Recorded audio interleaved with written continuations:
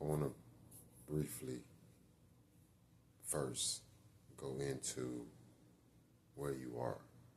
You are in the conversation starts with us. So, in order for anything to happen or any enlightenment or anything to come from any situation, it has to be a conversation. So, today we're going to start the conversation. And with our first conversation, I think it's fitting to start with the first of something. So, we're going to start with the first black general who was a man of African descent and whose parents were proud Africans and was born in the late 1700s and early, no, he served in the late 1700s and early 1800s before he died. Um, and how Haiti became Haiti within itself, all because of this black general who fought. He fought Spain. I think he fought Britain and Napoleon, and he gave Napoleon, the world's best army, a run for his money. Where after their war or conflict was over, Napoleon had to sell New Orleans to Louisiana to the United States. Wow, deep. So had not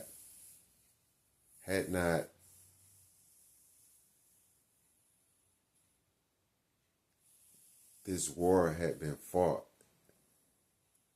in Saint Domingue, which was what the name was before it became Haiti,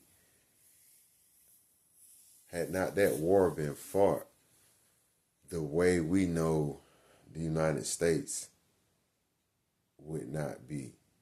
And I said that because of him having to sell Louisiana. So after that war, he was in financial strait, Napoleon, and had to sell Louisiana, which put him in dire straits. So the general had wanted freedom for his people for so long, and that's all he went for, wanted. And Napoleon kind of tricked him with trust. So be mindful of who you trust and what you trust. I also heard something earlier today is that in nature, every creature has a natural enemy. So, in trusting his natural enemy, got him arrested, hauled off, and he died in a stone prison in very cold temperatures. And his predecessor went on to continue the fight, where Napoleon thought that the fight would be over after putting the black general in prison.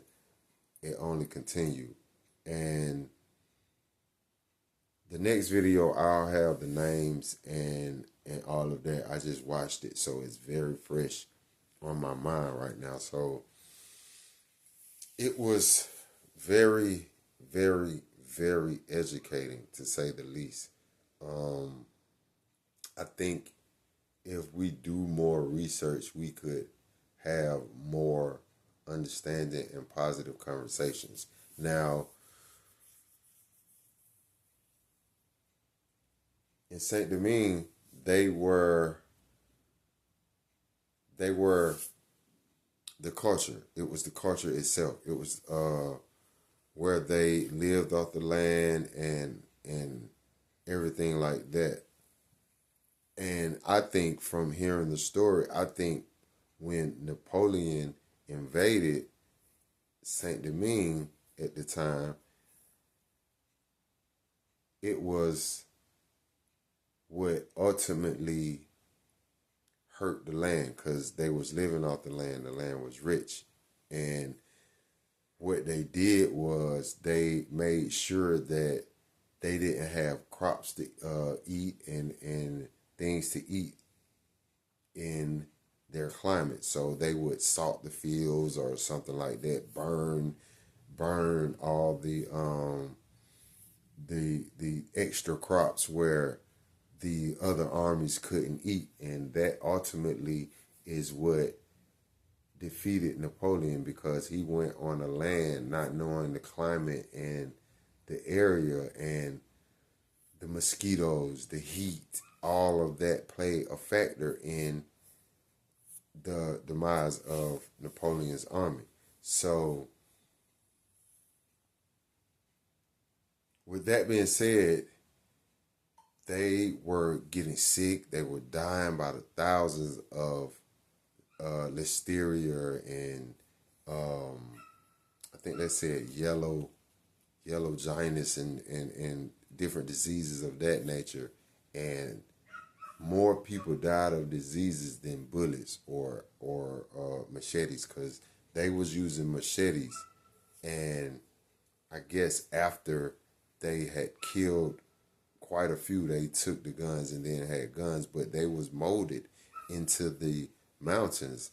And by them being molded into the mountains, they were able to essentially move with the land. So the land is what ultimately helped them and destroyed them. So, in what it did, it also cut off Haiti from the rest of the world. It put them in debt. It also made them agriculturally unavailable to withstand good crops on the land. It was a rich land. It was thriving. But once it got cut off from everything and was given that debt, and they couldn't pay the debt, they for one probably didn't sign for the people, because essentially what Europe did, they sent Haiti a debt notice saying that all of the slave owners of the soldiers that the general commanded were owed, their slave owners was owed a fee for their slaves. So that put Haiti in a tremendous debt. So they was able to uprise but not sustain the land. Where they had everything that they needed, maybe not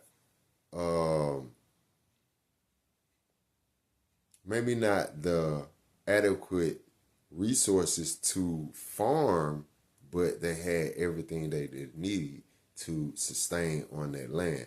So I think that in anything there is